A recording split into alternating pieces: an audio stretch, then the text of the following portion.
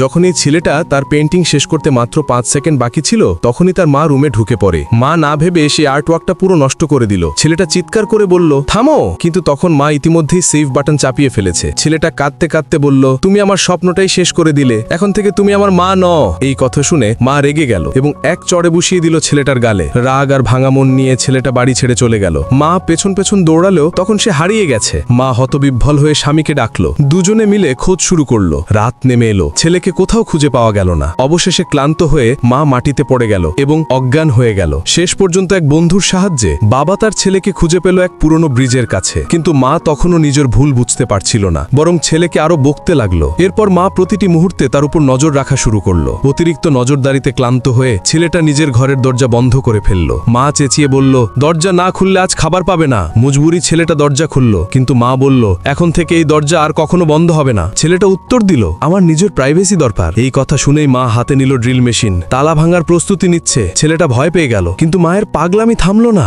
অবশেষে ছেলেটা নানির বাড়ি পালিয়ে গেল এবং আবার আঁকাতে মন দিল। কিন্তু মা ওখানেও হাজির হলো ছেলেকে খুঁজে নিতে। নানি সব শুনে ছেলের পাশে দাঁড়ালেন এবং নিজের মেয়েকে ঘর থেকে বের করে দিলেন।